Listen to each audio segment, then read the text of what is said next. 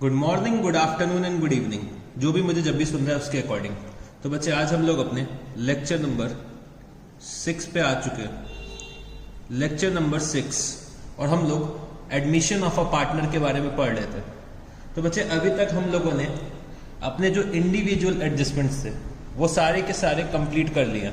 जैसे कि मैंने आपको बताया था कि जब कभी भी एक नए पार्टनर का एडमिशन होगा, जब कभी भी एक नए पार्टनर का एडमिशन होगा तब हम लोगों को कुछ एडजस्टमेंट्स करनी पड़ती हैं।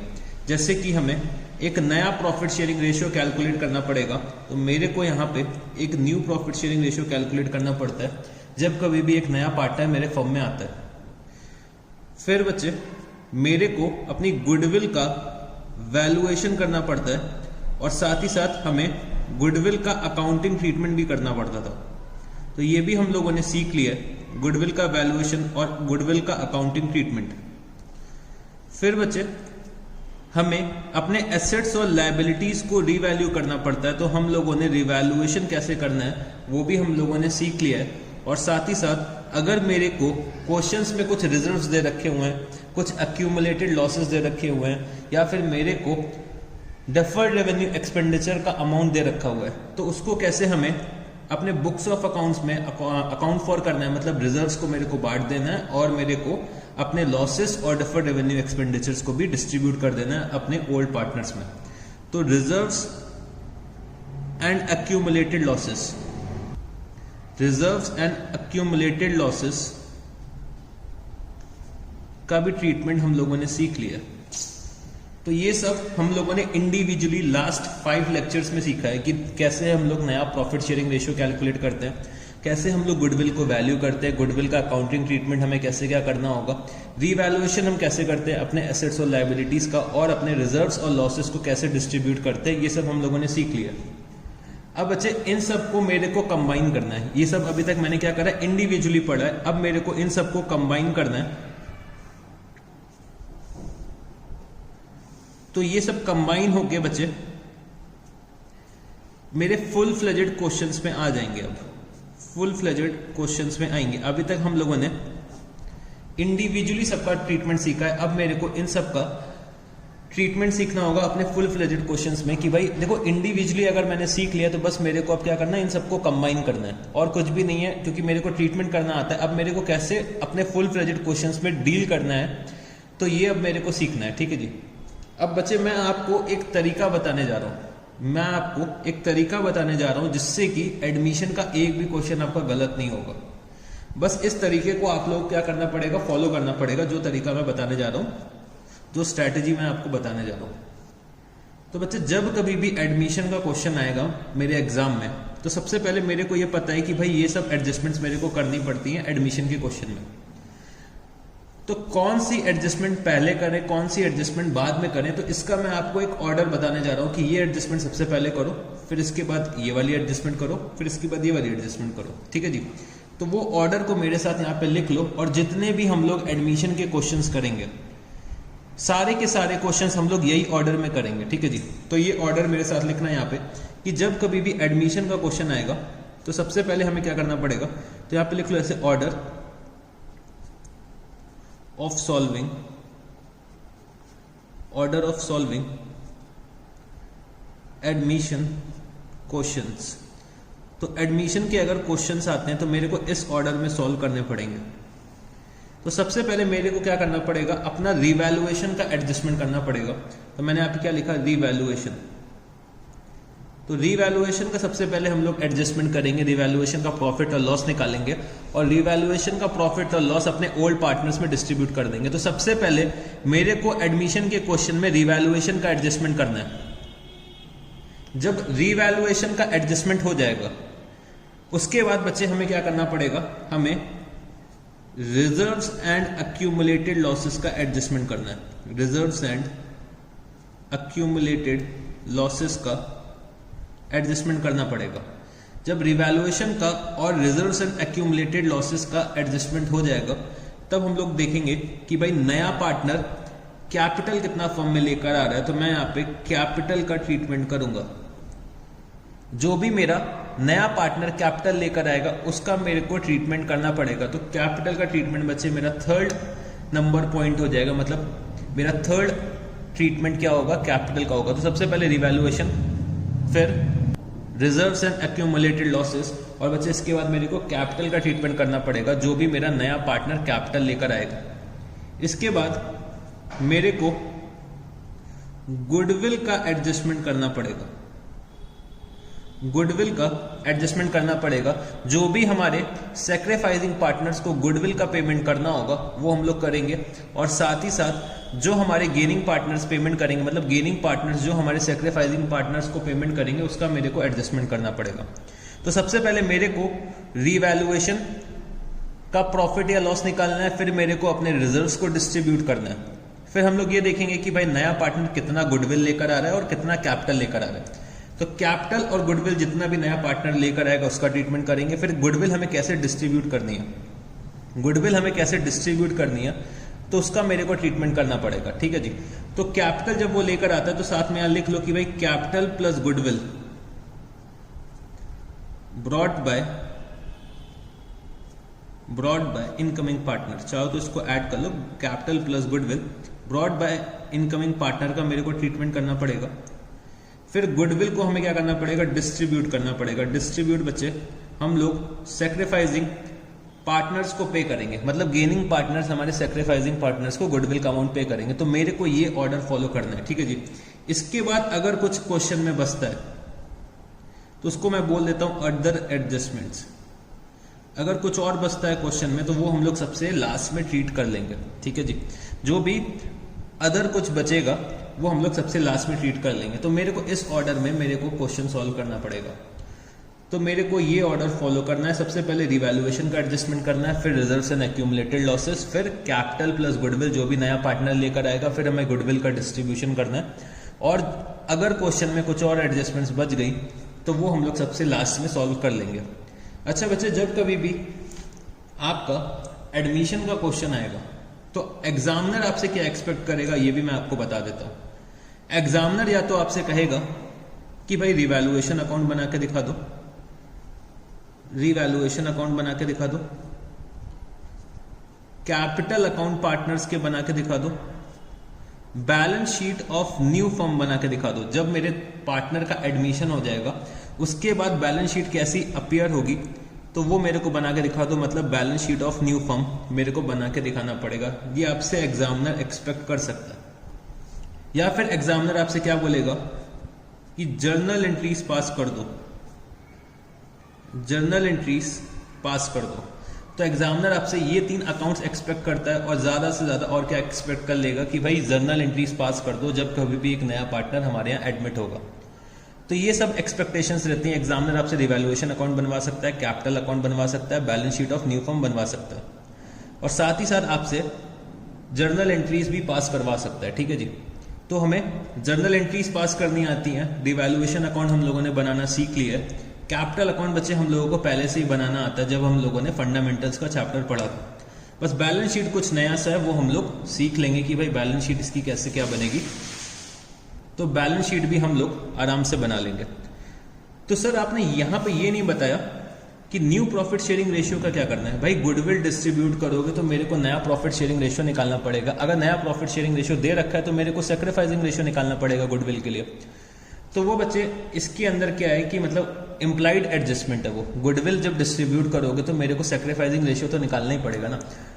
तो गुडविल डिस्ट्रीब्यूट जब कभी भी करेंगे तो मेरे को ये चेक करना है कि भाई मेरे को नया प्रॉफिट शेयरिंग रेशियो दे रखा है कि नहीं दे रखा है क्वेश्चन में। अगर नया प्रॉफिट शेयरिंग रेशियो दे रखा है तो इसका मतलब ये हुआ कि मेरे को सैक्रिफाइसिंग रेशियो कैलकुलेट करना है। अगर नया प्रॉफिट शेयरिंग रेशियो नहीं दे रखा है और ये बोल रखा है कि सी जो आ रहा है वो 1/4 शेयर के लिए आ रहा है तो हमारा ओल्ड रेशियो ही सैक्रिफाइसिंग रेशियो हो जाएगा। तो अलग से मेरे को कैलकुलेट करने की जरूरत भी नहीं पड़ेगी। तो बच्चे मेरे को ये ऑर्डर में अपने क्वेश्चंस को सॉल्व करना है। सबसे पहले रिवैल्यूएशन, फिर रिजर्व्स एंड एक्यूमुलेटेड लॉसेस, फिर capital plus goodwill brought by incoming partner, फिर हमें गुडविल का डिस्ट्रीब्यूशन करना है, और इसके बाद अगर कोई एडजस्टमेंट बचती है तो वो हम लोग कर लेंगे। ठीक है जी। तो चलो अब हम लोग एक क्वेश्चन सॉल्व करने की कोशिश करते हैं। तो क्वेश्चन नंबर आप लोग ओपन करिएगा 76, क्वेश्चन नंबर 76। तो क्या दे रखा हुआ है क्वेश्चन नंबर 76 में, given below is the balance sheet of A and B who are carrying on partnership business on 31st March 2018. A and B share profit and losses in the ratio of 2:1. तो यहाँ पे एक balance sheet दे रखी हुई है A and B की, जो हमारे ओल्ड पार्टनर्स हैं, जो प्रॉफिट शेयर करते हैं इन द रेशियो ऑफ 2:1. तो कैपिटल अकाउंट में दे रखा है कि भाई A का कैपिटल अकाउंट का बैलेंस है 1,80,000, B के कैपिटल अकाउंट का बैलेंस है 1,50,000, तो टोटल कितना हो गया 3,30,000 रुपीज.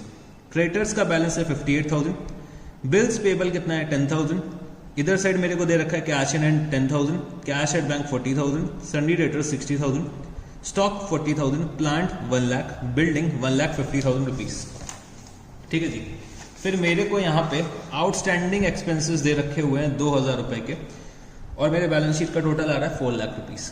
फिर मेरे को ये बताया गया है कि C is admitted as a partner on the date of balance sheet on the following terms.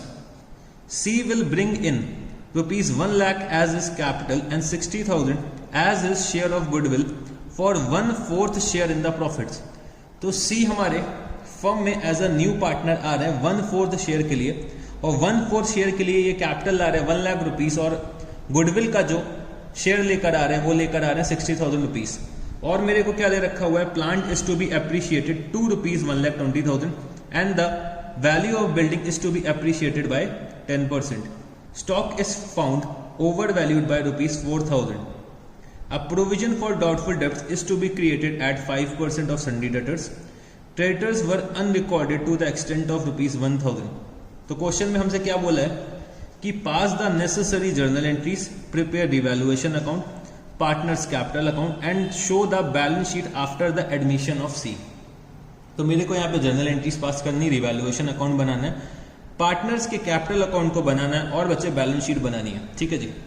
तो जब मैंने क्वेश्चन रीड आउट करा तो भाई मैंने एक चीज नोटिस करी कि भाई मेरे को क्वेश्चन में रिजर्व्स के बारे में कुछ दे नहीं रखा है. तो रिजर्व्स के बारे में नहीं दे रखा है तो बच्चे रिजर्व्स का कोई भी ट्रीटमेंट मेरे को नहीं करना पड़ेगा.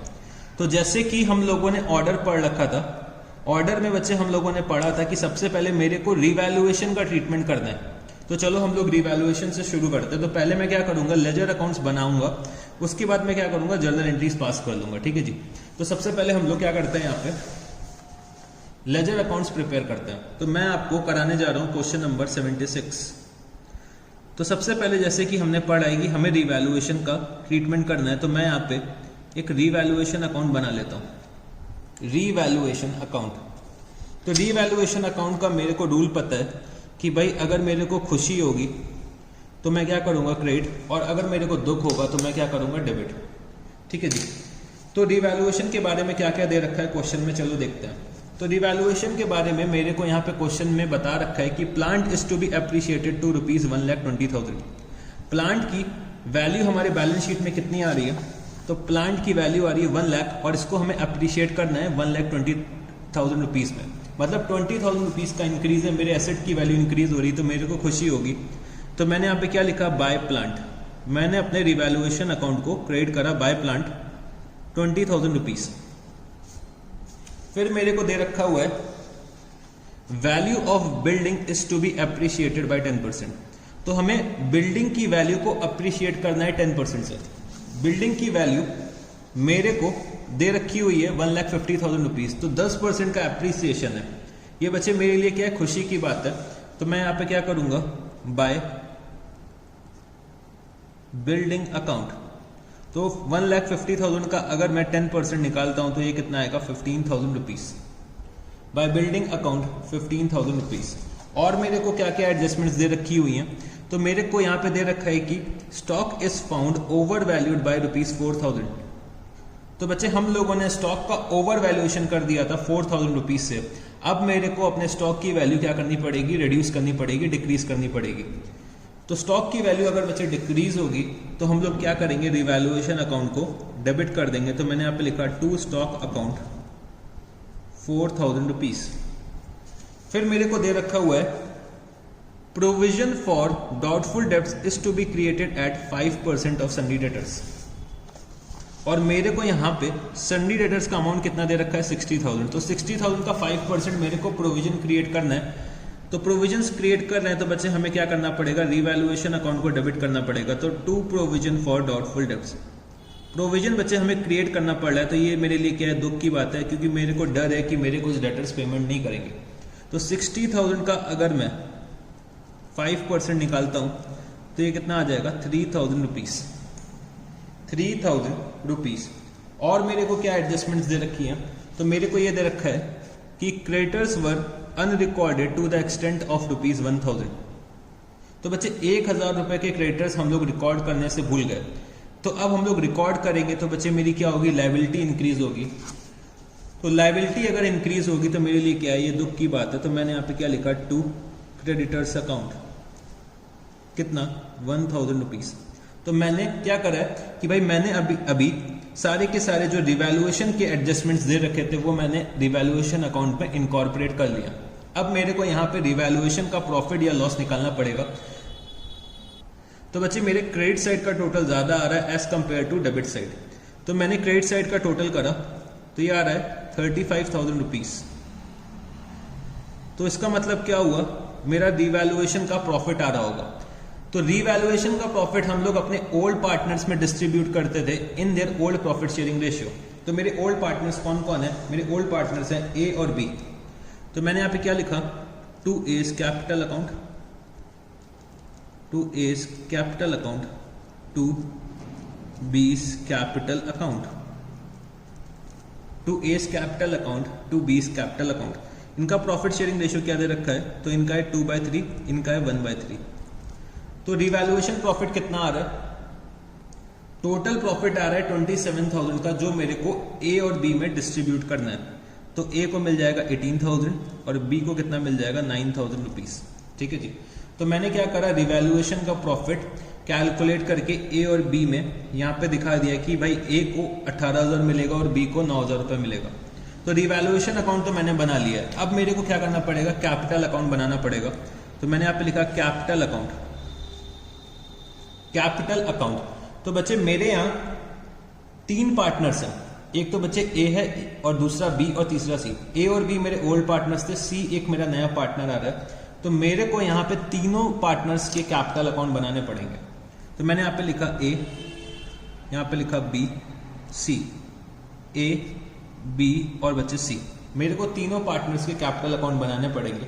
मतलब मेरे को ओल्ड पार्टनर्स का भी कैपिटल अकाउंट बनाना है और मेरे को न्यू पार्टनर का कैपिटल अकाउंट बनाना है। तो मैं सबके कैपिटल अकाउंट्स क्या करूंगा, साथ में बनाऊंगा। अलग अलग मैं सबका अगर कैपिटल अकाउंट बनाऊंगा तो बच्चे बहुत ज्यादा टाइम लगेगा।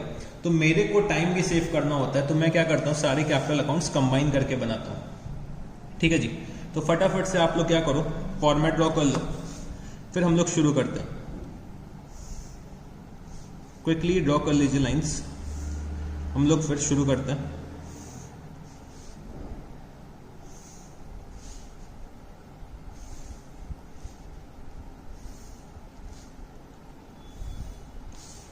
तो यहां पे बच्चे मैंने क्या करा है, कैपिटल अकाउंट का फॉर्मेट ड्रॉ कर लिया। तो ये मेरा क्या हो जाएगा, पर्टिकुलर्स, और ये क्या हो जाएगा, पर्टिकुलर्स। ये बच्चे मेरी डेबिट साइड है और ये मेरी क्रेडिट साइड है। ठीक है जी। अब मेरे को ओपनिंग बैलेंसेस क्या दे रखे हैं पार्टनर्स के, वो मैं पहले यहां पे लिख दूंगा। तो मैंने यहां पे क्या लिखा, बाय बैलेंस ब्रॉट डाउन। तो ए का ओपनिंग बैलेंस दे रखा हुआ है 1,80,000 और बी का दे रखा है 1,50,000 रुपीज। ओपनिंग बैलेंसेस मैंने अपने पार्टनर्स के लिख दिए। तो बच्चे सी मेरा न्यू पार्टनर है तो इसका ओपनिंग बैलेंस तो नहीं आएगा, तो ए और बी का मैंने यहाँ पे ओपनिंग बैलेंस लिख दिया। ठीक है जी। तो हम लोगों ने पढ़ा था कि भाई मेरे को सबसे पहले रीवैल्यूएशन का एडजस्टमेंट करना है। तो रीवैल्यूएशन का मैंने यहाँ पे प्रॉफिट कैलकुलेट करा है, तो मैं रीवैल्यूएशन का प्रॉफिट कहाँ पे ट्रांसफर करूंगा, पार्टनर्स के कैपिटल अकाउंट पे। तो मैंने यहाँ पे क्या लिखा, by revaluation account, by revaluation account. और बच्चे 18,000 ए को मिल जाएगा और 9,000 बी को मिल जाएगा। तो हम लोगों ने यहाँ पे रीवैल्यूएशन का एडजस्टमेंट पूरी तरह से कंप्लीट कर लिया। फिर हम लोगों ने देखा था कि भाई रीवैल्यूएशन के बाद मेरे को रिजर्व्स और एक्यूमुलेटेड लॉसेस का ट्रीटमेंट करना है। तो मेरे को यहाँ पे क्वेश्चंस में ना ही रिजर्व्स के बारे में कुछ दे रखा है, ना ही मेरे को एक्यूमुलेटेड लॉसेस के बारे में कुछ दे रखा है, तो उसका ट्रीटमेंट मैं नहीं करूंगा। ठीक है जी। इसके बाद मेरे को कैपिटल और गुडविल का ट्रीटमेंट करना पड़ता है, जो भी मेरा नया पार्टनर लेकर आता है।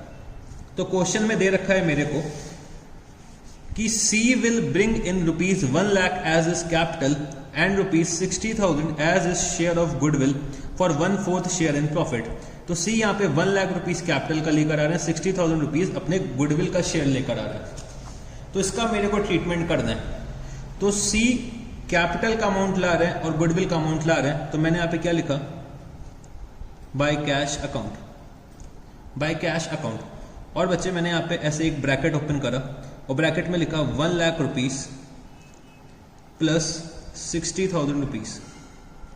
तो 1 लाख रुपीज हो गया कैपिटल का, 60,000 रुपीज हो गया किसका, गुडविल का। तो ऐसे आपको शो करना पड़ेगा ब्रैकेट में कि भाई एग्जामिनर को भी तो पता चले कि जो सी ये अमाउंट लेकर आ रहे हैं वो किस किस चीज का लेकर आ रहे हैं। तो 1 लाख रुपए किसका है, कैपिटल का है, 60,000 रुपीज क्या है, गुडविल का। तो मैंने यहाँ पे क्या करा, 1,60,000 रुपीज लिख दिया सी के कैपिटल अकाउंट में कि सी 1,60,000 रुपीज लेकर आए। अब बच्चे मेरे को गुडविल का अमाउंट डिस्ट्रीब्यूट करना है अमंग द सैक्रिफाइसिंग पार्टनर्स। तो यहां पे मेरे को ये बता दिया गया है कि सी जो आ रहे हैं वो 1/4 शेयर के लिए आ रहे हैं। सी जो आ रहे हैं वो बच्चे 1/4 शेयर के लिए आ रहे हैं और मेरे को कोई भी इंफॉर्मेशन मेरे को क्वेश्चन में नहीं दे रखी है। तो अगर कोई और इंफॉर्मेशन नहीं दे रखी होती है तो हम लोग ये अज्यूम कर लेते हैं कि भाई ओल्ड प्रॉफिट शेयरिंग रेशियो ही हमारा क्या हो जाएगा, सैक्रिफाइसिंग रेशियो हो जाएगा। तो सी यहां पे किसको पे करेंगे, ए और बी को गुडविल पे करेंगे। तो सी अगर ए और बी को गुडविल पे करेंगे तो मैंने यहां पे क्या लिखा, बाय सीज कैपिटल अकाउंट। सी किसको पे कर रहे हैं, ए और बी को पे कर रहे हैं। किस रेशियो में पे करेंगे बच्चे, 2:1 के रेशियो में पे करेंगे, क्योंकि 2:1 क्या हो जाएगा, सैक्रिफाइसिंग रेशियो हो जाएगा। तो मैंने यहां पे लिखा 2:1। तो 60,000 मेरे को पे करना है, ए और बी को पे करना है 2:1 के रेशियो में। तो सी यहाँ पे ए को पे करेंगे 40,000 रुपीज और बी को पे करेंगे कितना, 20,000 रुपीज। तो सी अगर पेमेंट कर रहे हैं, ए और बी को पेमेंट कर रहे हैं, तो मैं यहाँ पे क्या लिखूंगा, 2A's कैपिटल अकाउंट। भाई सी अगर पेमेंट कर रहे हैं तो अपने कैपिटल अकाउंट से तो कर रहे होंगे। तो ए को पेमेंट कर रहे हैं और बी को पेमेंट कर रहे हैं, तो मैंने यहाँ पे क्या लिखा, 2A's capital account to B's capital account. तो ए को जो ये पेमेंट कर रहे हैं वो कितने का कर रहे हैं, 40,000 का कर रहे हैं। और बी को जो ये पेमेंट कर रहे हैं वो कितने का कर रहे हैं, 20,000 रुपीज का कर रहे हैं। तो ये मैंने 2:1 के रेशियो में लिख दिया। अगर आप लोग इसकी जर्नल एंट्री भी बनाओगे तो क्या बनेगी, C's capital account debit to A's capital account to B's capital account. मतलब ए और बी के कैपिटल अकाउंट को मेरे को क्रिएट करना है सी के नाम से। तो मैंने यहाँ पे क्या लिखा, बाय सीज कैपिटल ए और बी को क्रिएट कर दिया।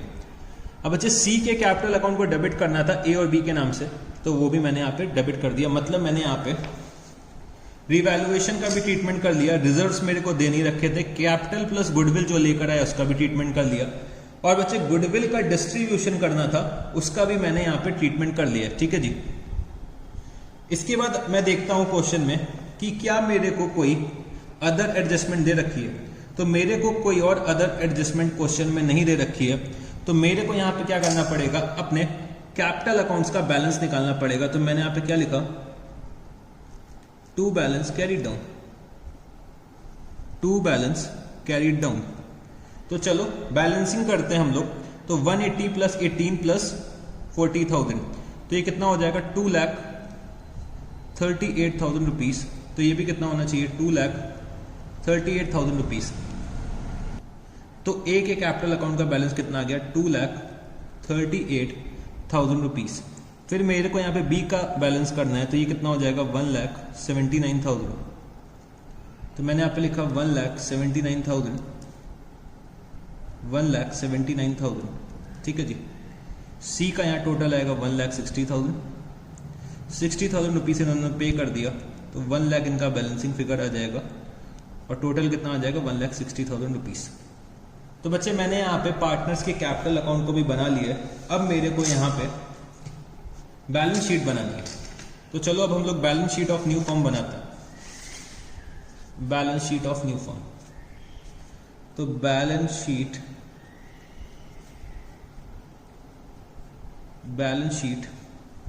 Of new form, balance sheet of new form.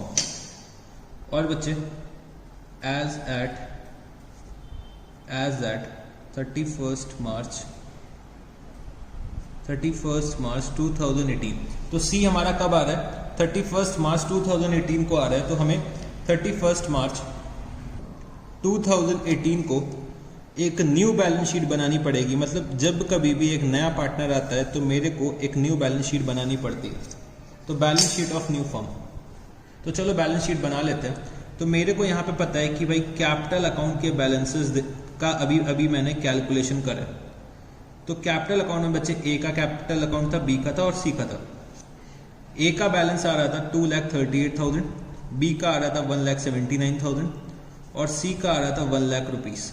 तो इसका अगर मैं टोटल करता हूँ तो इसका टोटल कितना आ जाएगा, 238 प्लस 179 प्लस 1 लाख, तो ये हो जाएगा 5,16,000 रुपीस।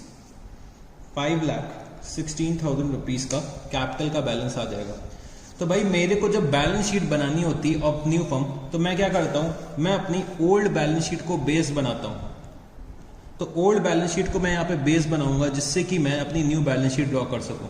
तो मैंने यहाँ पे कैपिटल अकाउंट के बैलेंसेस लिख दिए हैं, फिर मैंने लिखना है क्रेडिटर्स का बैलेंस। तो क्रेडिटर्स मैंने यहाँ पे लिखा कितना, क्रेडिटर्स का नाम लिखा। और बच्चे याद करो हम लोगों ने क्रेडिटर्स का रीवैल्यूएशन करा था। तो क्रेडिटर्स का रीवैल्यूएशन करा था तो यहाँ पे लिखा था कि creditors were unrecorded to the extent of ₹1,000। मतलब 1,000 रुपए से मेरे क्रेडिटर्स बढ़ गए। तो पहले कितने के थे, 58,000, और बच्चे अब कितने के हो जाएंगे, तो 1,000 रुपए से अगर इंक्रीज होंगे तो क्रेडिटर्स अब हो जाएंगे मेरे 59,000 के। तो मेरे को यहाँ पे अपने एसेट्स और लायबिलिटीज को रीवैल्यूड फिगर पे लिखना है। तो क्रेडिटर्स अब कितने के हो गए, 59,000। इसके बाद मेरे को दे रखा है बिल्स पेबल।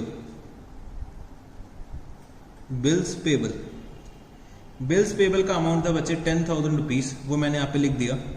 और मेरे को दे रखा हुआ है आउटस्टैंडिंग एक्सपेंसेस। आउटस्टैंडिंग एक्सपेंसेस का अमाउंट मेरे को दे रखा हुआ है 2,000 रुपीज, वो भी मैंने यहाँ पे लिख दिया।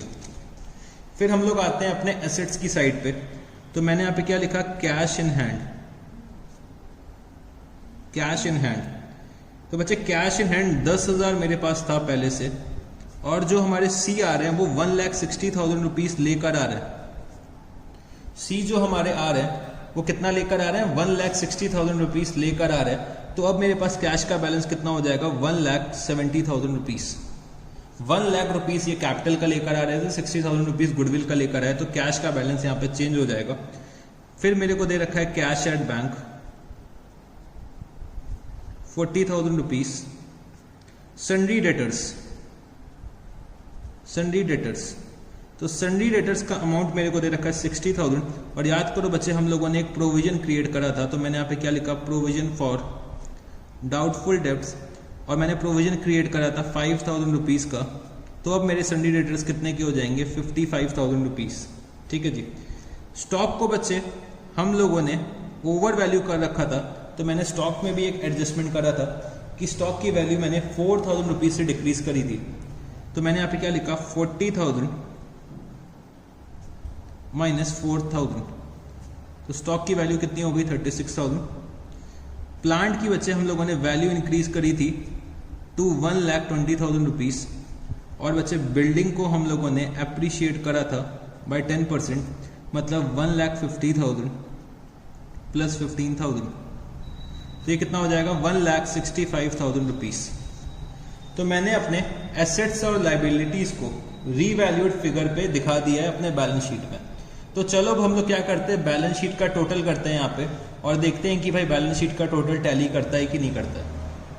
तो एक बच्चे हम लोगों ने यहाँ पे गलती करी कि प्रोविजन जो हम लोगों ने क्रिएट करे थे वो 3,000 रुपीज के क्रिएट करे थे। तो ये कितना हो जाएगा, 57। ठीक है, 57,000 होगा।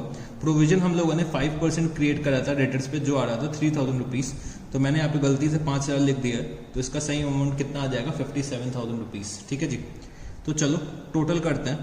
तो मेरा लाइबिलिटी साइड का टोटल आ रहा है 5,88,000 रुपीज, और मेरे एसेट साइड का भी टोटल कितना आ रहा है, 5,88,000 रुपीज। तो अगर हम लोग सब कुछ सही करेंगे तो बच्चे मेरा बैलेंस शीट का टोटल अल्टीमेटली जाके क्या करेगा, टैली हो जाएगा। ठीक है जी। तो यहाँ पे हम लोगों ने रिवैल्यूएशन अकाउंट बना लिया, कैपिटल अकाउंट बना लिया, और बच्चे हम लोगों ने बैलेंस शीट भी बना लिया। अब मेरे को यहाँ पे जर्नल एंट्रीज पास करनी है, तो चलो जर्नल एंट्रीज भी पास कर लेते हैं। तो मैंने यहाँ पे क्या लिखा, जर्नल एंट्रीज। जर्नल एंट्रीज, तो मैंने लिखा particulars, particulars LF number amount और बच्चे अमाउंट। तो फटाफट से फॉर्मेट ड्रॉ कर लीजिए, हम लोग स्टार्ट करते हैं जर्नल एंट्रीज पास करना। तो बच्चे हम लोग जो जर्नल एंट्रीज पास करेंगे वो हम लोग सेम ऑर्डर में पास करेंगे जैसे कि हम लोगों ने अपना जो ऑर्डर फॉलो करा था। मतलब हम लोगों ने पहले रिवैल्यूएशन करा था, फिर हम लोगों ने क्या करा था, रिजर्व्स का ट्रीटमेंट करा था। तो रिजर्व्स इस क्वेश्चन में नहीं दे रखे थे तो मैं रिजर्व्स की कोई एंट्री नहीं पास करूंगा। फिर हम लोग कैपिटल और गुडविल की एंट्री पास करेंगे, फिर गुडविल डिस्ट्रीब्यूशन की एंट्री पास करेंगे। तो हम लोग सेम ऑर्डर में चलेंगे।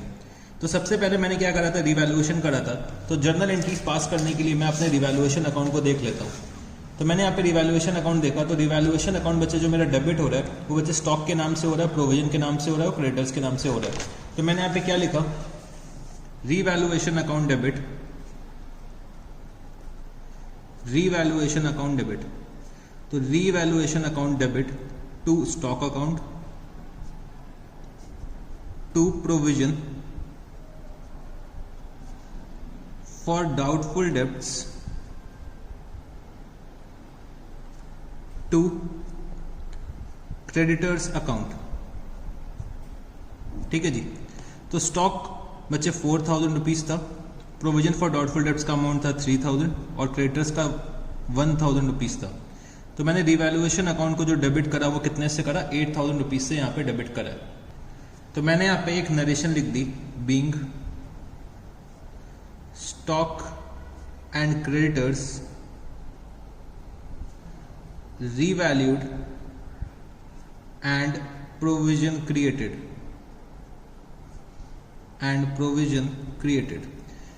फिर से बच्चे मैं अपने रिवैल्यूएशन अकाउंट में आता हूं। तो रिवैल्यूएशन अकाउंट जो मेरा क्रेडिट हो रहा है वो बच्चे प्लांट और बिल्डिंग के नेम से हो रहा है, प्लांट और बिल्डिंग के अकाउंट से हो रहा है। तो मैंने यहाँ पे क्या करा, मैंने यहाँ पे लिखा plant account debit, building account debit to revaluation account, to revaluation account. तो बच्चे हम लोगों ने प्लांट को डेबिट करा था 20,000 रुपीज से और बिल्डिंग को 15,000 रुपीज से। तो टोटल कितना हो गया, 35,000 रुपीज। मैंने यहाँ पे नरेशन लिख दी, being plant and building, being plant and building revalued।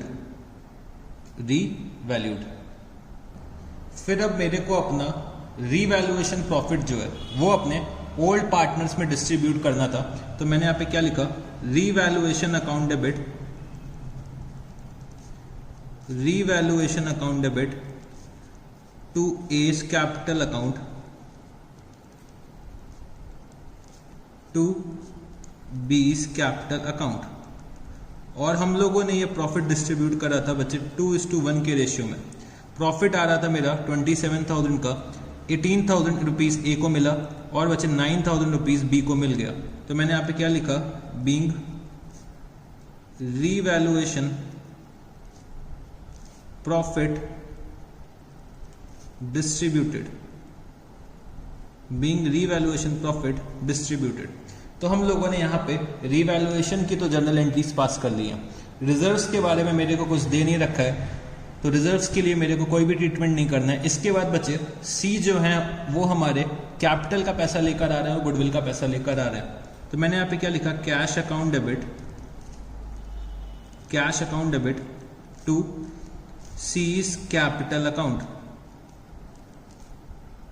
तो सी जो यहाँ पे आ रहे थे वो बच्चे 1 लाख रुपीज कैपिटल का लेकर आ रहे हैं, 60,000 रुपीज ये गुडविल का लेकर आ रहे हैं। तो मैंने यहाँ पे क्या लिखा, 1,60,000 रुपीज और यहाँ पे कितना लिखा, 1,60,000 rupees. Being cash and share of goodwill brought by C. इसके बाद बच्चे मेरे को क्या करना था, गुडविल का अमाउंट डिस्ट्रीब्यूट करना था अमंग द सैक्रिफाइसिंग पार्टनर्स। तो मैंने यहाँ पे क्या करा, सी के कैपिटल अकाउंट को डेबिट करा और बच्चे ए और बी के कैपिटल अकाउंट को हम लोग यहाँ पे क्रेडिट कर देंगे इन देयर सैक्रिफाइसिंग रेशियो। तो बच्चे गुडविल का अमाउंट था 60,000, जो मेरे को डिस्ट्रीब्यूट करना है 2:1 के रेशियो में, मतलब 40,000 एंड 20,000 रुपीज। तो मैंने यहाँ पे लिखा being share of goodwill distributed, being share of goodwill distributed. तो बच्चे मेरे को यहाँ पे इतनी जर्नल एंट्रीज पास करनी पड़ेंगी। जब कभी भी मेरा नया पार्टनर आएगा तो बच्चे मेरे को ये सब जर्नल एंट्रीज पास करनी होती हैं। तो जैसे कि मैंने आपको बताया कि हमें अपने यही ऑर्डर को फॉलो करना है जो मैंने आपको बताया। तो ऑर्डर मैंने आपको बताया था कि सबसे पहले हमें रिवैल्यूएशन का एडजस्टमेंट करना है, फिर रिजर्व का, फिर हम लोग कैपिटल और गुडविल जो भी नया पार्टनर लेकर आएगा उसका एडजस्टमेंट करेंगे, फिर बच्चे गुडविल का डिस्ट्रीब्यूशन करेंगे, और उसके बाद अगर कोई क्वेश्चन में अदर एडजस्टमेंट रह जाती है तो उसका हम लोग ट्रीटमेंट करेंगे। तो बच्चे मेरे को यही फॉर्मेट में चलना है, इसी ऑर्डर में चलना है, और देखना एक भी क्वेश्चन में आपको एडमिशन की दिक्कत नहीं आएगी। बस इसी फॉर्मेट को आप लोग क्या करिए, फॉलो करिए, ठीक है जी। तो हम लोगों ने यहाँ पे क्वेश्चन नंबर 76 कंप्लीट कर लिया है। अब हम लोग चलते हैं अपने नेक्स्ट क्वेश्चन पे। तो नेक्स्ट क्वेश्चन आप लोग ओपन करिएगा, क्वेश्चन नंबर, तो बच्चे क्वेश्चन नंबर 77। तो क्या दे रखा हुआ है, the balance sheet of Madhu and Vidhi who are sharing profits in the ratio of 2:3 as at 31 March 2016 is given below. Capital account of Madhu and Vidhi 5,20,000, 3 lakh rupees, total कितना हो गया 8,20,000 रुपीज। फिर बच्चे जनरल रिजर्व का अमाउंट दे रखा हुआ है 30,000 रुपीज। तो मैंने यहाँ पे जनरल रिजर्व को अंडरलाइन कर लिया कि ये मेरे को डिस्ट्रीब्यूट करना पड़ेगा। Bills payable 1,50,000 rupees, land and building 3 lakh rupees, machinery 2,80,000, stock 80,000, debtors less provision, तो 3 lakh minus 10,000, 2,90,000 rupees, bank 50,000 rupees. Madhu and Vidhi decided to admit Gayatri as a new partner from 1 April 2016। तो हमारे फर्म में गायत्री आ रही है as a new partner and their new profit sharing ratio will be 2:3:5। तो मेरे को नया प्रॉफिट शेयरिंग रेशियो बता दिया है, तो इसका मतलब ये है कि मेरे को सैक्रिफाइसिंग रेशियो कैलकुलेट करना पड़ेगा। फिर बच्चे Gayatri bought 4 lakh as her capital and her share of goodwill premium in cash. Goodwill of the firm was valued at ₹3 lakh. तो हम लोग गायत्री का शेयर निकाल लेंगे क्योंकि मेरे को फर्म की गुडविल पता है। फिर बच्चे land and building was found under valued bye ₹26,000। Provision for doubtful debts was to be made equal to 5% of the debtors. There was a claim of ₹6,000 on account of workmen's compensation. Prepare revaluation account, partners capital account and the balance sheet of the reconstituted firm. तो मेरे को यहाँ पे revaluation account बनाना है, partner का capital account बनाना है and बच्चे balance sheet बनाना है। तो मेरे को अपना ऑर्डर पता है कि सबसे पहले मैं रिवैल्यूएशन करूंगा, फिर मैं रिजर्व्स का ट्रीटमेंट करूंगा और अक्यूमुलेटेड लॉसेस का ट्रीटमेंट करूंगा, फिर मैं कैपिटल और गुडविल का ट्रीटमेंट करूंगा, फिर मैं गुडविल को डिस्ट्रीब्यूट कर दूंगा और कोई अदर एडजस्टमेंट रह गई तो उसका भी मैं ट्रीटमेंट करूंगा। अच्छा बच्चे, जो मैंने ये क्वेश्चन रीड करा तो मैंने यहाँ पे ये देखा कि there was a claim of 6,000 on account of workman compensation, और मेरे को क्वेश्चन में वर्कमैन कंपनसेशन रिजर्व दे ही नहीं रखा है। तो भाई वर्कमैन कंपनसेशन रिजर्व जब दे ही नहीं रखा है तो हम लोग पूरा का पूरा 6,000 अमाउंट कहाँ पे लिख देंगे, हम लोग लिख देंगे अपने रिवैल्यूएशन अकाउंट में। याद करो बच्चे, जब हम लोगों ने वर्कमैन कंपनसेशन रिजर्व के केसेस पढ़े थे तो अगर क्लेम का अमाउंट ज्यादा होता था तो हम लोग कहां पे लेकर जाते थे, हम लोग लेकर जाते थे रिवैल्यूएशन अकाउंट में, ठीक है जी। तो यहां पे बच्चे यही मान लो कि जो हमारा वर्कमैन कंपनसेशन, अगर मान लो यहां पे 16,000 का वर्कमैन कंपनसेशन क्लेम होता और 10,000 का रिजर्व होता तो 6,000 रुपए हम लोग कहां पे लेकर जाते हैं, रिवैल्यूएशन में। तो अब ये समझ लो कि यहाँ पे वर्कमैन कंपनसेशन रिजर्व दे ही नहीं रखा है। अगर वर्कमैन कंपनसेशन रिजर्व नहीं दे रखा है तो पूरा का पूरा अमाउंट कहाँ पे चला जाएगा, रिवैल्यूएशन अकाउंट पे, ठीक है जी। तो चलो क्वेश्चन को स्टार्ट करते हैं। Question number 77। तो सबसे पहले मेरे को यहाँ पे रिवैल्यूएशन अकाउंट बनाना है, तो रिवैल्यूएशन अकाउंट, तो चलो स्टार्ट करते हैं। तो मेरे को यहाँ पे दे रखा है कि land and building was found undervalued by ₹26,000। तो लैंड एंड बिल्डिंग की वैल्यू 26,000 रुपीज से अंडर वैल्यूड है। तो मैं यहाँ पे क्या करूंगा, लैंड एंड बिल्डिंग की वैल्यू इंक्रीज करूंगा। तो भाई लैंड एंड बिल्डिंग की वैल्यू अगर इंक्रीज होगी तो मेरे लिए क्या है, मेरे लिए ये एक खुशी की बात है। तो मैंने यहाँ पे क्या लिखा, by land and building 26,000 rupees. 26,000 rupees. ठीक है जी। फिर मेरे को दे रखा है provision for doubtful debts was to be made equal to 5% of the debtors. तो मेरे को यहाँ पे डेटर्स का अमाउंट दे रखा है कितना, 3 लाख रुपीस, और 3 लाख पे ये लोग बोल रहे हैं कि भाई 5% प्रोविजन बना दो। तो 3 लाख का अगर 5% मैं निकालता हूं तो कितना आएगा, 15,000 रुपीस। तो भाई 15,000 में ऑलरेडी मैं 10,000 का प्रोविजन बना चुका हूं, तो मेरे को एक्सेस प्रोविजन और कितना बनाना है, मेरे को 5,000 रुपए का प्रोविजन और बनाना पड़ेगा।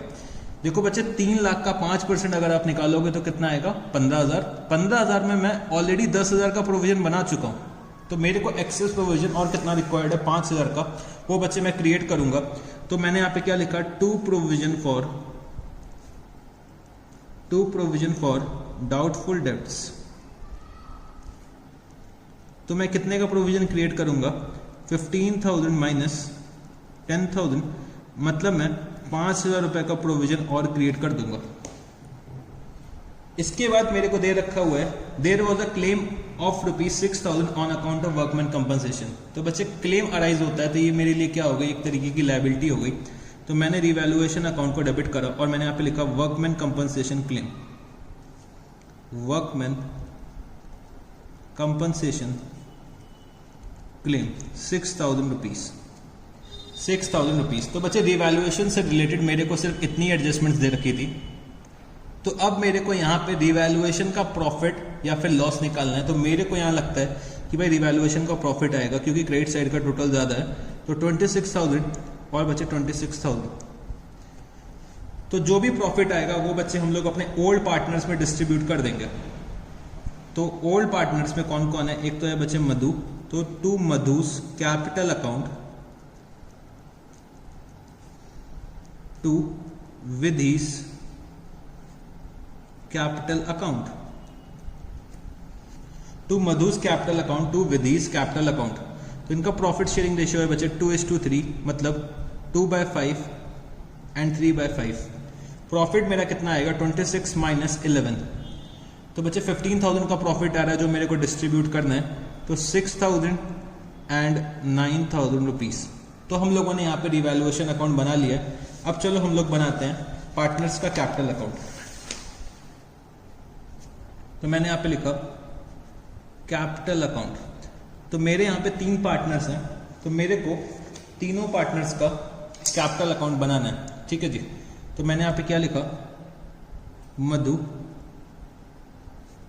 विधि और बच्चे गायत्री, मधु, विधि और बच्चे गायत्री। तो चलो फटाफट से आप लोग फॉर्मेट ड्रॉ कर लीजिए, फिर हम लोग क्वेश्चन को स्टार्ट करते हैं।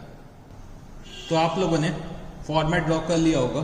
तो चलो सबसे पहले हम लोग क्या करते हैं, यहाँ पे ओपनिंग बैलेंसेस लिख देते हैं। तो मैंने यहाँ पे लिखा बाय बैलेंस ब्रॉट डाउन। तो मेरे को यहाँ पे दे रखा है मधु का बैलेंस 5,20,000 और यहाँ का दे रखा हुआ 3 लाख रुपीस। ठीक है जी। तो मधु और विधि का मैंने ओपनिंग बैलेंस लिख दिया। फिर मैंने यहाँ पे रीवैल्यूएशन रिकॉर्ड कर लिया कि भाई रीवैल्यूएशन का प्रॉफिट आ रहा है। तो बाय रीवैल्यूएशन अकाउंट प्रॉफिट आ रहा था बच्चे 6,000 रुपीज मधु का, और बच्चे विधि का प्रॉफिट आ रहा था 9,000 रुपीज। तो रीवैल्यूएशन का एडजस्टमेंट हम लोगों ने कर लिया है। रीवैल्यूएशन के बाद बच्चे हम लोगों ने सीखा था कि हमें अपने रिजर्व्स को डिस्ट्रीब्यूट करना है। तो मेरे को यहाँ पे जनरल रिजर्व का अमाउंट दे रखा है 30,000 रुपीज। तो जनरल रिजर्व हम लोग अपने ओल्ड पार्टनर्स में डिस्ट्रीब्यूट करेंगे in their old profit sharing ratio. तो मैंने यहाँ पे लिखा बाय जनरल रिजर्व। तो ये मेरे को मधु और विधि में डिस्ट्रीब्यूट करना है इन द रेशियो ऑफ 2:3। तो 30,000 का अमाउंट मेरे को डिस्ट्रीब्यूट करना है, मतलब 12,000 रुपए मधु को मिल जाएगा, 18,000 रुपीज विधि को मिल जाएगा। तो हम लोगों ने रिवैल्यूएशन का ट्रीटमेंट कर लिया, रिजर्व्स का ट्रीटमेंट कर लिया। अब मेरे को कैपिटल और गुडविल का ट्रीटमेंट करना है जो हमारा नया पार्टनर लेकर आएगा। तो मैंने यहाँ पे क्या लिखा, by cash account, by cash account. तो मेरे को यहाँ पे बैंक दे रखा है क्वेश्चन में, तो मैंने यहाँ पे क्या लिख दिया, बाय बैंक। क्वेश्चन में अगर कैश दे रखा होगा तो कैश लिखना है, वरना हम लोग क्या लिखेंगे, बैंक। तो बैलेंस शीट में मेरे को यहाँ पे बैंक अकाउंट दे रखा था, तो मैंने यहाँ पे क्या लिख दिया, बाय बैंक अकाउंट। तो गायत्री 4 लाख का कैपिटल लेकर आ रही हैं और बच्चे गुडविल का अमाउंट मेरे को कैलकुलेट करना पड़ेगा। तो फर्म की गुडविल की जो वैल्यू थी वो बच्चे कितनी थी, 3 लाख रुपीस। तो मेरे को यहाँ पे एक तो गुडविल का अमाउंट निकालना पड़ेगा, गायत्री का कितना होगा, और साथ ही साथ मेरे को सैक्रिफाइसिंग रेशियो कैलकुलेट करना पड़ेगा क्योंकि मेरे को यहाँ पे न्यू प्रॉफिट शेयरिंग रेशियो दे रखा है। तो Gayatri share of goodwill is equal to Gayatri share of goodwill is equal to, firm की गुडविल की वैल्यू आ रही है 3 लाख और गायत्री का प्रॉफिट शेयरिंग रेशियो क्या है, तो गायत्री का प्रॉफिट शेयरिंग रेशियो दे रखा हुआ है 5/10। तो गुडविल की वैल्यू कितनी आ जाएगी, गुडविल की वैल्यू आ जाएगी गायत्री का शेयर, मतलब गायत्री का शेयर कितना आ जाएगा, 1,50,000 रुपीज। अब मेरे को यह निकालना है कि भाई कौन से पार्टनर्स ने सेक्रीफाइस करा है। तो मैंने यहां पे लिखा मधु, विधि और बच्चे गायत्री। मधु का ओल्ड शेयर क्या था, मेरे को सैक्रिफाइस रेशियो निकालने के लिए क्या करना पड़ेगा, ओल्ड रेशियो में से न्यू रेशियो लेस करना है। तो मधु का ओल्ड शेयर था 2/5, गायत्री का ओल्ड शेयर था विधि का ओल्ड शेयर था 3/5 और गायत्री का था 0। न्यू प्रॉफिट शेयरिंग रेशियो जो दे रखा है वो है बच्चे 2/10, 3/10 और बच्चे 5/10। तो मैंने एलसीएम ले लिया कितना, 10। तो ये हो जाएगा 4 - 2। तो मधु ने सेक्रीफाइस करा है 2/10 और बच्चे विधि ने कितना सेक्रीफाइस करा है, विधि ने सेक्रीफाइस करा है 3/10 और गायत्री ने कितना गेन करा है, 5/10। तो बच्चे 5/10 इज इक्वल टू 5/10। तो अब मेरे को 1,50,000 रुपीज डिस्ट्रीब्यूट करना है मधु और विधि में इन द रेशियो ऑफ 2:3। ठीक है जी। तो गायत्री यहाँ पे 1,50,000 रुपीज लेकर आ रही, वो मैंने यहाँ पे लिख दिया। तो टोटल गायत्री कितना लेकर आई, 5,50,000 रुपीज। तो 5,50,000 रुपीज गायत्री लेकर आती है, जिसमें कि 4 लाख रुपए कैपिटल का है और 1,50,000 रुपीज किसका है, गुडविल का। अब मेरे को गुडविल का अमाउंट डिस्ट्रीब्यूट करना है। ठीक है जी। तो मेरे को ये अमाउंट जो डिस्ट्रीब्यूट करना है वो मधु और विधि में डिस्ट्रीब्यूट करना है। तो मैंने यहाँ पे क्या लिखा, बाय गायत्रीज कैपिटल अकाउंट, बाय गायत्रीज। तो गायत्री जो है वो पेमेंट कर रही है मधु और विधि को। तो मैंने यहाँ पे क्या लिखा, बाय गायत्रीज कैपिटल अकाउंट। और हमें जो ये 1,50,000 रुपीज का अमाउंट है वो डिस्ट्रीब्यूट किस रेशियो में करना है, 2:3 के रेशियो में करना है। तो इसका मतलब ये हो गया कि 60,000 रुपीज मधु को मिलेगा, 90,000 रुपीज विधि को मिल जाएगा। तो मैंने यहाँ पे क्या लिखा, to Madhu's capital account, to Vidhi's capital account. तो 60,000 गायत्री ने मधु को पेमेंट करा और 90,000 गायत्री ने विधि को पेमेंट करा। तो हम लोगों ने यहाँ पे गुडविल का भी ट्रीटमेंट कर लिया। और बच्चे मेरे को क्वेश्चन में कोई अदर एडजस्टमेंट नहीं दे रखा है, तो यहाँ पे अब हम लोगों को अपने कैपिटल अकाउंट्स का बैलेंस निकालना पड़ेगा। तो मैंने यहाँ पे क्या लिखा, टू बैलेंस कैरी डाउन। तो चलो टोटल करते हैं अपने क्रेडिट साइड का। तो क्रेडिट साइड का टोटल कितना आ जाएगा, 5,20,000 प्लस 6,000 प्लस 12,000 प्लस 60,000। तो ये आ रहा है 5,98,000 रुपीज। तो ये भी कितना हो जाएगा, 5,98,000 रुपीज। और इनका बैलेंस कितना आ जाएगा, 5,98,000 रुपीज। फिर हम लोग विधि का टोटल करते हैं। तो विधि का आएगा 3 लाख प्लस 9,000 प्लस 18,000 प्लस 90,000। तो ये आ रहा है मेरा 4,17,000 रुपीज। तो मैंने यहाँ पे भी लिख दिया 4,17,000 रुपीज का बैलेंस आएगा और टोटल भी 4,17,000 रुपीज का आ जाएगा।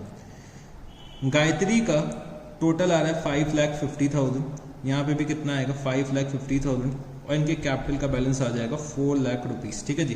तो कैपिटल अकाउंट भी हम लोगों ने यहाँ पे बना लिया। अब मेरे को अपनी बैलेंस शीट बनानी है ऑफ द रिकॉन्स्टिट्यूटेड फर्म। तो मैंने यहाँ पे लिखा बैलेंस शीट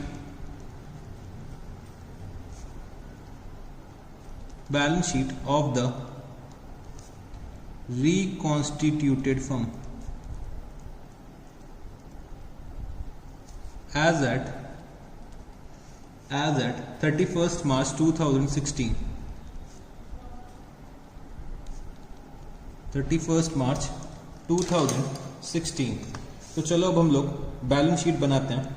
तो बैलेंस शीट बनाने के लिए हमें क्या करना पड़ेगा, अपनी ओल्ड बैलेंस शीट को बेस बनाना पड़ेगा। तो सबसे पहले मैंने यहाँ पे क्या लिखा, कैपिटल अकाउंट के बैलेंसेस लिख दिए जो अभी अभी मैंने कैलकुलेट करे। तो मधु, विधि, गायत्री। तो मधु का बैलेंस आ रहा है 5,98,000 रुपीज, विधि का आ रहा है 4,17,000 रुपीज, गायत्री का आ रहा है 4 लाख रुपीज। अगर मैं इसका टोटल करता हूं तो इसका टोटल आ जाएगा 14,15,000 रुपीज। फिर बच्चे जनरल रिजर्व्स हम लोग डिस्ट्रीब्यूट कर चुके हैं। बिल्स पेबल, तो बिल्स पेबल का अमाउंट मैंने यहां पे लिख दिया, बिल्स पेबल का अमाउंट है 1,50,000 रुपीज, वो मैंने यहां पे लिख दिया। फिर बच्चे मैंने क्या करा, यहां पे लिखा लैंड एंड बिल्डिंग। तो लैंड एंड बिल्डिंग को बच्चे मैंने रीवैल्यू करा था। तो लैंड एंड बिल्डिंग की वैल्यू अब कितनी हो जाएगी, तो 3 लाख प्लस 26,000, तो इसकी वैल्यू आ रही है 3,26,000। मशीनरी, तो बच्चे मशीनरी का अमाउंट हो जाएगा, तो मशीनरी बच्चे सेम अमाउंट पे आएगी 2,80,000 रुपीज। स्टॉक बच्चे 80,000 रुपीज। फिर मेरे को दे रखा है डेटर्स। तो डेटर्स का हमने प्रोविजन का रीवैल्यूएशन करा था, तो प्रोविजन अब हम लोगों ने इंक्रीज कर दिया था टू 15,000 रुपीज। तो अब मेरे नेट डेटर्स कितने हो जाएंगे, 2,85,000 रुपीज। फिर मैंने यहाँ पे लिखा बैंक। तो बैंक का बैलेंस था बच्चे 50,000 और गायत्री लेकर आई हैं 5,50,000 रुपीज। तो बैंक का बैलेंस कितना हो जाएगा, बैंक का बैलेंस हो जाएगा 6 लाख रुपीज। फिर बच्चे एक आइटम अभी हम लोग मिस कर रहे हैं, वो है वर्कमैन कंपनसेशन क्लेम। तो बच्चे वर्कमैन कंपनसेशन का जो क्लेम था वो अराइज हुआ है, अभी तक मैंने उसको पे नहीं करा है। मैंने क्या करा है, वर्कमैन कंपनसेशन का क्लेम अराइज हुआ है, तो मैंने सिर्फ और सिर्फ लायबिलिटी बुक करी, अभी तक मैंने उसका पेमेंट नहीं करा। तो भाई हम लोग यहां पे अपने लायबिलिटी साइड पे लिख देते हैं workman compensation claim, workman compensation claim.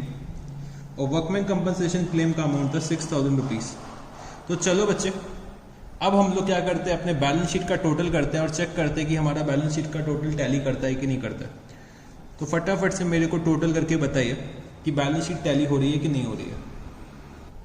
तो लायबिलिटी साइड का टोटल आ रहा है 15,71,000 रुपीज और एसेट साइड का टोटल आ रहा है 15,71,000 रुपीज।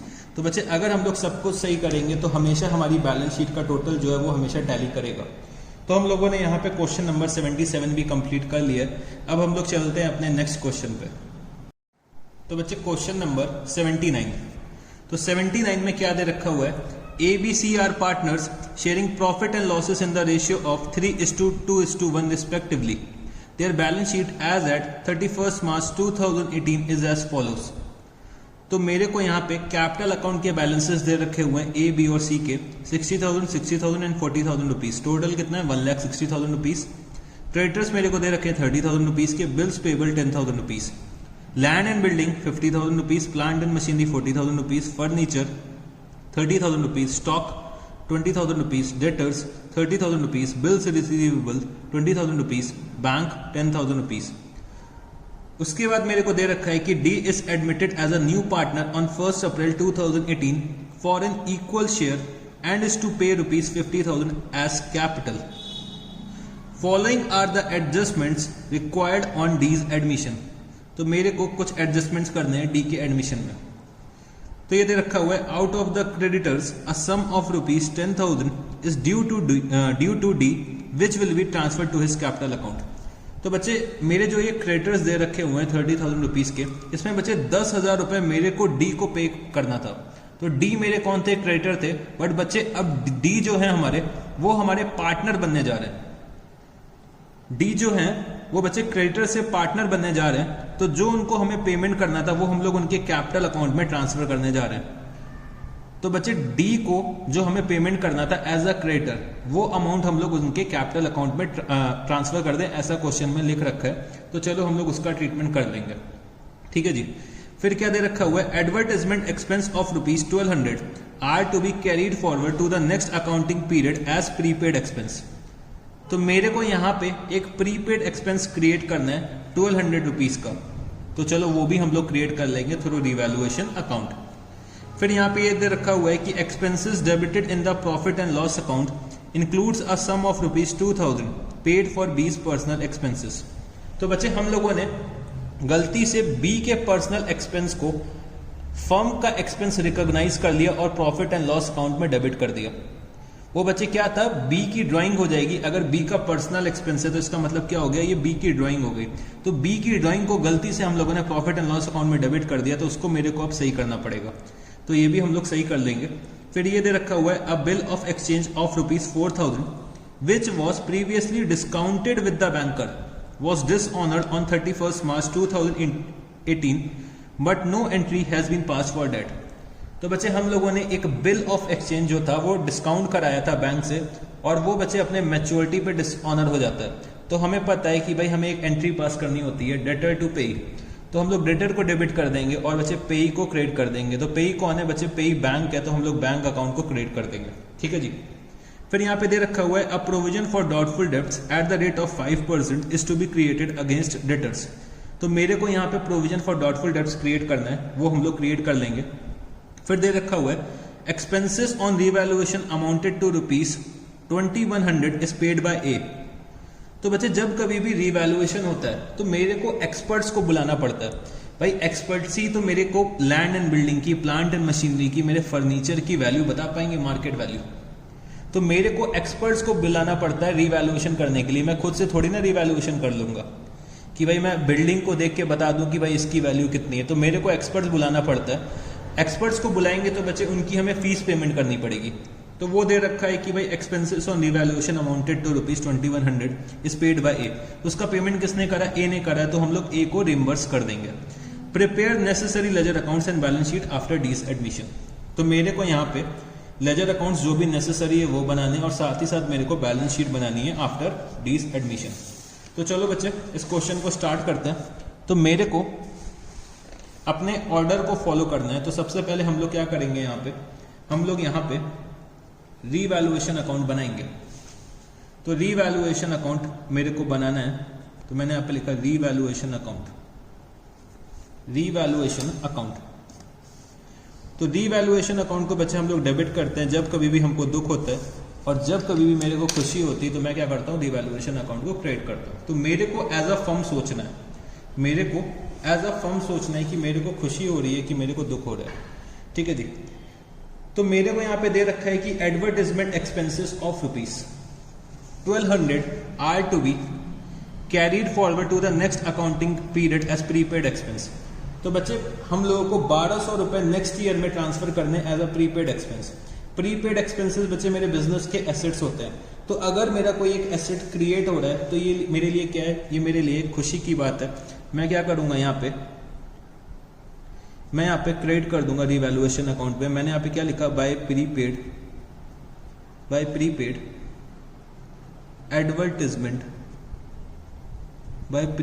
Advertisement account. और बच्चे अमाउंट कितना है, 1200। अमाउंट कितना है, 1200। फिर मेरे को दे रखा हुआ है expenses debited in the profit and loss account includes a sum of ₹2000 paid for B's personal expenses. तो बच्चे बी के पर्सनल एक्सपेंस को हम लोगों ने गलती से प्रॉफिट एंड लॉस अकाउंट को डेबिट कर दिया था, बट हमें करना क्या चाहिए था, बी के ड्राइंग के अकाउंट को डेबिट करना चाहिए था। अगर मैं इसकी रेक्टिफिकेशन एंट्री बनाता हूं तो क्या बनेगी, B's drawing account debit to profit and loss account. जब बच्चे मैंने आपको रिवैल्यूएशन अकाउंट पढ़ाया था तो मैंने आपको बताया था कि हम लोग रिवैल्यूएशन अकाउंट को और क्या बोलते हैं, profit and loss adjustment account. तो बच्चे हम लोग यहाँ पे अपने प्रॉफिट और लॉसेस को एडजस्ट भी करेंगे। तो जैसे कि मेरे को पता है कि बी के ड्राइंग के अकाउंट को डेबिट करना चाहिए, बट बच्चे मैं यहाँ पे क्या करूंगा, बी के कैपिटल अकाउंट को डेबिट करूंगा। ड्राइंग्स बच्चे अल्टीमेटली पार्टनर्स के कैपिटल अकाउंट में जो ट्रांसफर होती हैं तो मैं डायरेक्टली बी के कैपिटल अकाउंट को डेबिट कर दूंगा और यहाँ पे क्रेडिट किसको कर दूंगा, रीवैल्यूएशन अकाउंट को। तो मैंने यहाँ पे क्या लिखा, बाय बीज कैपिटल अकाउंट, और मैंने ब्रैकेट में क्या लिख दिया, personal expenses, personal expenses. Amount कितना दे रखा है, 2000 रुपीज। तो 2000 रुपीज मैंने यहां पे लिख दिया। फिर इसके बाद मेरे को दे रखा हुआ है कि अ bill of exchange for 4000 which was previously discounted with the banker was dishonored on 31st March 2018 but no entry has been passed for that। तो हम लोग क्या एंट्री पास करेंगे, डेटर टू बैंक अकाउंट। तो इसका हम लोग एडजस्टमेंट कर लेंगे 4000 रुपीज से, ठीक है जी। मैं 4000 रुपीज से इसका क्या करूंगा, एडजस्टमेंट कर लूंगा। मेरे को ये जनरल एंट्री पास करनी पड़ेगी, डेटर टू पे। तो पे कौन है, मेरा बैंक है, तो डेटर टू बैंक अकाउंट हम लोग यहाँ पे लिख देंगे 4000 रुपए। फिर बच्चे, a provision for doubtful debts at the rate 5% is to be created against debtors.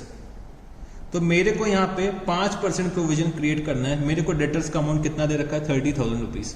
तो बच्चे 30,000 रुपीज के डेटर्स मेरे को बैलेंस शीट में दे रखे हैं और बच्चे 4000 का डेटर्स यहाँ पे मैंने डेबिट कर दिया। तो टोटल डेटर्स मेरे कितने हो जाएंगे, 30,000 प्लस 4,000। तो टोटल डेटर्स हो गए मेरे 34,000 और मेरे को प्रोविजन क्रिएट करना है 5% का। तो मैं 34,000 का 5% प्रोविजन क्रिएट करूंगा। तो मैंने यहाँ पे क्या लिखा, to provision for doubtful debts. तो बच्चे मेरे अब डेटर्स इंक्रीज हो गए क्योंकि मेरा बिल जो था वो डिसऑनर हो गया। To provision for doubtful debts, तो मैंने यहाँ ब्रैकेट में लिखा 30,000 प्लस 4,000 का 5%, ये कितना आ जाएगा, 1700 रुपीज। फिर इसके बाद ये दे रखा हुआ है कि expenses on revaluation amounted to ₹2100 is paid by A. तो रीवैल्यूएशन एक्सपेंसेस अराइज हो गए हैं बच्चे। तो अगर कोई नया एक्सपेंस अराइज हो जाता है तो ये मेरे लिए क्या है, ये मेरे लिए एक दुख की बात है। तो मेरे को रीवैल्यूएशन अकाउंट डेबिट करना पड़ेगा। तो रीवैल्यूएशन के एक्सपेंसेस ए ने पे करें तो मैं ए को रिम्बर्स कर दूंगा। तो मैंने यहाँ पे क्या लिखा, टू एज कैपिटल अकाउंट, और मैं ब्रैकेट में क्या लिख दूंगा, रीवैल्यूएशन एक्सपेंसेस, रीवैल्यूएशन एक्सपेंसेस। तो रीवैल्यूएशन एक्सपेंसेस का जो अमाउंट दे रखा है वो है बच्चे 2100 रुपीज। तो हम लोगों ने सारे एडजस्टमेंट्स रीवैल्यूएशन से रिलेटेड रीवैल्यूएशन अकाउंट में लिख लिए हैं। तो चलो अब देखते हैं कि लॉस आ रहा है कि प्रॉफिट आ रहा है। तो बच्चे यहाँ पे मेरे को लगता है कि यहाँ पे मेरा रीवैल्यूएशन का लॉस आएगा क्योंकि डेबिट साइड का जो टोटल है वो मेरे को लगता है ज़्यादा आएगा। तो ये आ रहा है 3800, तो इधर भी 3800 होना चाहिए। तो मेरे को अब लॉस को डिस्ट्रीब्यूट करना है। तो मैंने यहाँ पे क्या लिखा, by A's capital account, by B's capital account, और बचे बाय सीज कैपिटल अकाउंट। इनका प्रॉफिट शेयरिंग रेशियो जो दे रखा था 3/6, 2/6 और बचे 1/6। तो मेरा जो लॉस निकल के आएगा वो कितना आएगा, लॉस आ जाएगा मेरा 600 रुपीज का। तो 600 रुपीज का लॉस इन्हें बियर करना है। तो 300 रुपए ए बियर करेंगे, 200 रुपए बी बियर करेंगे और 100 रुपए सी बियर करेंगे। तो यहाँ पे बच्चे मेरा रिवैल्यूएशन अकाउंट बन चुका है। अब मेरे को अपने पार्टनर्स के कैपिटल अकाउंट बनाने हैं। तो मैंने यहाँ पे क्या लिखा, कैपिटल अकाउंट। तो मेरे को यहाँ पे अब 4 पार्टनर्स के कैपिटल अकाउंट बनाने हैं। तो अब मेरे को कॉलम्स को जो है अपने और छोटा करना पड़ेगा, ठीक है, क्योंकि अभी तक मैं 3 पार्टनर्स का कैपिटल अकाउंट बना रहा था। अब मेरे को 4 पार्टनर्स के कैपिटल अकाउंट बनाने हैं। तो मेरे को थोड़ा सा अपने कॉलम्स को और छोटा करना पड़ेगा क्योंकि मेरे को इतने ही स्पेस में 4 कैपिटल अकाउंट्स बनाने हैं, ठीक है जी। तो फटाफट से हम लोग शुरू करते हैं। तो मैंने यहाँ पे क्या लिखा, ए बी सी और डी, ए बी सी और डी, ठीक है जी। तो फटाफट से कॉलम्स ड्रॉ कर लीजिए, फिर हम लोग कैपिटल अकाउंट बनाते हैं। तो सबसे पहले मैं अपने पार्टनर्स के कैपिटल के ओपनिंग बैलेंसेस यहाँ पे लिखूंगा। तो मैंने यहाँ पे लिखा by balance brought down, by balance brought down 60,000, 60,000 और बचे 40,000 रुपीज, 60,000, 60,000 एंड 40,000 रुपीज। फिर बच्चे मेरे को अपना रीवैल्यूएशन का लॉस ट्रांसफर करना है। तो मैंने यहाँ पे क्या लिखा, to revaluation account, to revaluation account. तो लॉस आ रहा है बच्चे 300, 200 और बच्चे 100 रुपीज। और बच्चे रीवैल्यूएशन अकाउंट में हम लोगों ने पार्टनर्स के नाम पे कुछ एंट्रीज कर रखी है, तो वो भी ट्रांसफर करनी पड़ेंगी। तो यहाँ पे लिख रखा है 2A's कैपिटल अकाउंट, मतलब 2100 रुपी मेरे को ए के कैपिटल अकाउंट में ट्रांसफर करना पड़ेगा। तो मैंने यहाँ पे क्या लिखा, बाय रीवैल्यूएशन अकाउंट 2100 रुपीज। और बच्चे यहाँ पे मैंने क्या लिख रखा है, बाय बीस कैपिटल अकाउंट 2000 रुपीज। तो ये भी मेरे को ट्रांसफर करना पड़ेगा, तो टू रीवैल्यूएशन अकाउंट।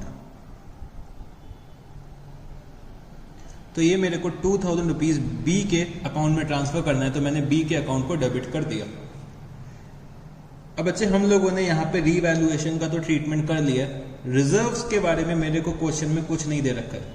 तो अगर रिजर्व्स के बारे में मेरे को कुछ नहीं दे रखा है तो मैं रिजर्व्स का कुछ भी ट्रीटमेंट नहीं करूंगा। फिर बच्चे अब मेरे को आना है कैपिटल और गुडविल। तो कैपिटल और गुडविल जो मेरा, तो बच्चे कैपिटल के लिए यहाँ पे ये दे रखा हुआ है कि वो डी जो हमारा नया पार्टनर है वो 50,000 रुपीज की कैपिटल लेकर आएगा।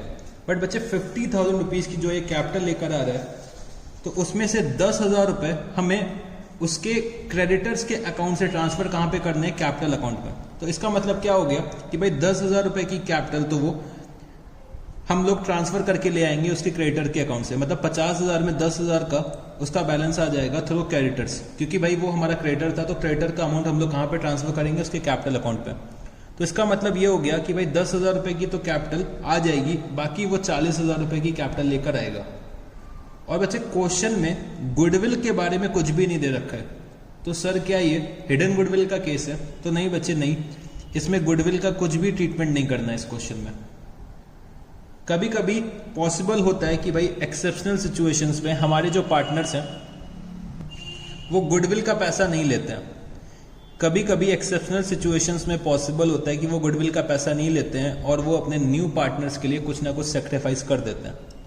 तो अगर ऐसी कोई सिचुएशन अराइज होती है तो हमें गुडविल का ट्रीटमेंट नहीं करना होता है। तो ये हमारा हिडन गुडविल का केस नहीं है, और गुडविल के बारे में कुछ नहीं दे रखा, तो हम लोग गुडविल का इस क्वेश्चन में ट्रीटमेंट नहीं करेंगे। ठीक है जी, सिर्फ और सिर्फ मेरे को कैपिटल का ट्रीटमेंट करना है। तो 50,000 में से बचे 10,000 तो हम लोग एज अ क्रेडिटर लेकर आ रहे हैं, मतलब डी जो है हमारा वो 10,000 एज अ क्रेडिटर लेकर आ रहा है। तो हम लोग क्रेडिटर्स को कन्वर्ट कर देंगे कैपिटल में, और 40,000 रुपए का वो कैश लेकर आ जाएगा।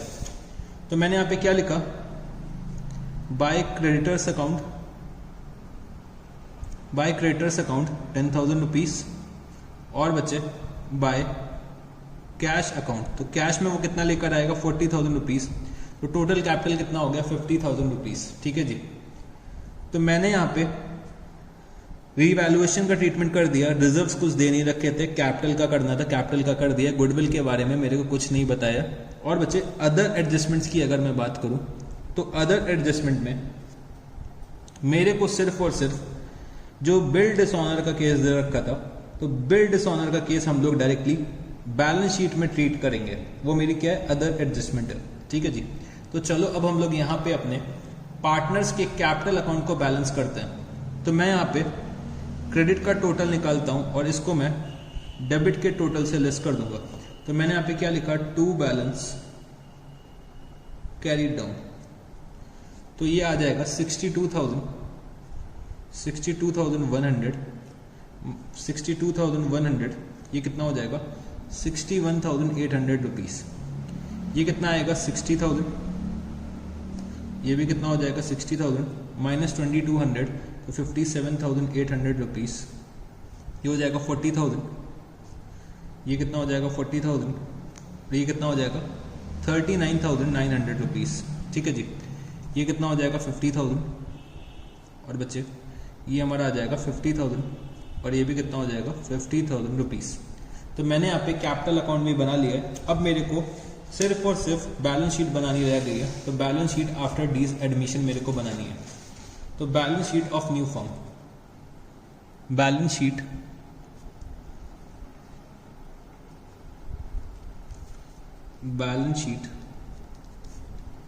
Of new firm, balance sheet of new firm as at हम लोग जो बैलेंस शीट बनाने जा रहे हैं वो बच्चे कब बना रहे हैं, 1 अप्रैल 2018 को बना रहे हैं, क्योंकि 1 अप्रैल 2018 को डी का एडमिशन हो रहा है। तो मेरे को बैलेंस शीट बच्चे उस दिन बनानी पड़ेगी जिस दिन नया पार्टनर का एडमिशन होएगा। ठीक है जी, जिस दिन भी नए पार्टनर का एडमिशन होगा उस दिन ही मेरे को बैलेंस शीट बनानी पड़ेगी। तो सबसे पहले हम लोग यहाँ पे कैपिटल अकाउंट के बैलेंसेस लिख देते हैं। तो capital account A, B, C और D 61,800, 57,800, 39,900 और बचे 50,000 rupees.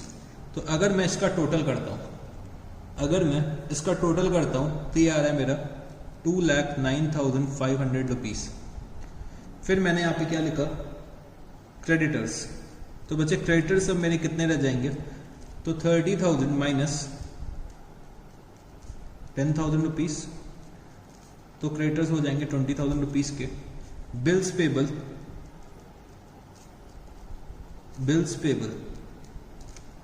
10,000 rupees, bills payable 10,000 rupees भी मैं यहां पे लिख दूंगा। ठीक है जी। फिर मेरे को लैंड एंड बिल्डिंग का अमाउंट दे रखा है, लैंड एंड बिल्डिंग का अमाउंट मेरे को दे रखा है 50,000। Plant and machinery 40,000। फर्नीचर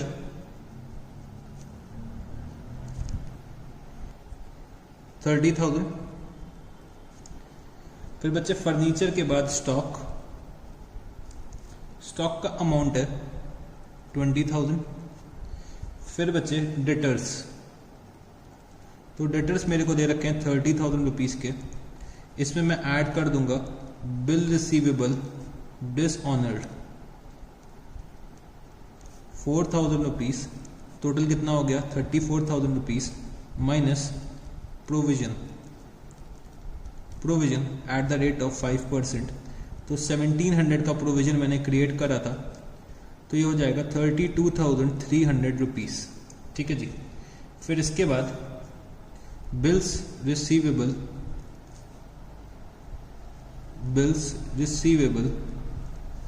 तो बिल्स रिसीवेबल का अमाउंट है 20,000 रुपीज। बैंक, तो बैंक का बैलेंस मेरे को दे रखा है 10,000 रुपीज। ठीक है जी, 10,000 रुपीज का बैंक का बैलेंस दे रखा है। जो हमारा नया पार्टनर आ रहा है डी कितना कैश लेकर आ रहा है, तो डी लेकर आ रहा है 40,000 रुपीज। तो यहाँ पे बच्चे हम लोगों ने फिर से कैश अकाउंट लिख दिया, तो इसको सही कर लेना, ये क्या हो जाएगा, मेरा बैंक अकाउंट हो जाएगा। अगर मैं चाहूँ तो यहाँ पे कैश भी लिख सकता हूँ, तो कैश मेरे को यहाँ पे अलग से लिखना पड़ेगा कि भाई बैंक का 10,000 है और कैश का जो हमारा अमाउंट है वो है बच्चे 40,000 रुपीज, तो वो मेरे को अलग से लिखना पड़ेगा। तो वैसे भी हम लोग कर सकते हैं, चाहे तो हम लोग ऐसे करें, कोई दिक्कत नहीं है। ठीक है जी, तो हम लोग कैश भी लिख सकते हैं, कोई इसमें दिक्कत नहीं है। मैं आप चाहो तो यहाँ पे कैश भी लिख सकते हो। ठीक है जी, क्योंकि क्वेश्चन में स्पेसिफिकली ये नहीं दे रखा है कि वो कैश में लेकर आ रहा है या बैंक में लेकर आ रहा है, तो हम लोग जो चाहे वो कर सकते हैं। बट फिर भी पहले से क्वेश्चन में बैंक दे रखा है, तो हम लोग ये ट्रीट करते हैं कि भाई वो बैंक में ही पैसा लेकर आया होगा। तो 10,000 प्लस 40,000 ये हो जाएगा। और बच्चे हम लोगों ने बिल जो डिसऑनर होने की एंट्री पास करी थी, वो क्या पास करी थी, debtor account debit to bank account. मतलब मेरे को बैंक अकाउंट को क्रेडिट करना पड़ेगा 4,000 से, मतलब मेरे को यहाँ पे 4,000 रुपये लेस करना पड़ेगा। तो ये कितना आ जाएगा, 46,000 रुपीज। ठीक है जी। फिर बच्चे एक और एसेट हम लोगों ने जनरेट करा था प्रीपेड एडवर्टाइजमेंट के नाम से, तो वो हम लोग यहाँ पे लिख देंगे प्रीपेड एडवर्टाइजमेंट। तो प्रीपेड एडवर्टाइजमेंट का अमाउंट है 1,200 रुपीज। तो हम लोगों ने सारे आइटम्स लिख दिए हैं, तो चलो बैलेंस शीट का टोटल करते हैं। तो मेरा जो लायबिलिटीज साइड का टोटल आएगा, वो आएगा बच्चे 2,39,500। और एसेट साइड का अगर मैं टोटल करता हूं तो ये कितना आएगा, तो फटाफट से टोटल करके मेरे को बताओ। तो एसेट साइड का भी टोटल आ रहा है 2,39,500 रुपीज। तो अगर आप लोग सब कुछ सही करेंगे तो बच्चे हमारा जो बैलेंस शीट का टोटल होगा वो हमेशा टैली करेगा। तो हम लोगों ने यहाँ पे क्वेश्चन नंबर 79 भी कंप्लीट कर लिया है। तो अब आप लोग चाहो तो एक ब्रेक ले लो 10 मिनट का, चाय कॉफी कुछ पी लो, अपने आप को रिफ्रेश कर लो। फिर हम लोग ब्रेक के बाद मिलते हैं, और ब्रेक के बाद हम लोग कुछ और क्वेश्चन सॉल्व करने की कोशिश करते हैं। ठीक है जी। तो मेरे को अभी आपको बहुत सारे क्वेश्चन सॉल्व करवाने हैं, आपको प्रैक्टिस करवाना है, ठीक है जी। तो आप लोग क्या करिए, ब्रेक ले लीजिए, चाय कॉफी कुछ पी लीजिए, समोसे वगैरह खा लीजिए, चाट पकौड़े खा लीजिए, फिर ब्रेक के बाद हम लोग मिलते हैं, ठीक है जी। तो फिर हम लोग ब्रेक के बाद मिलते हैं।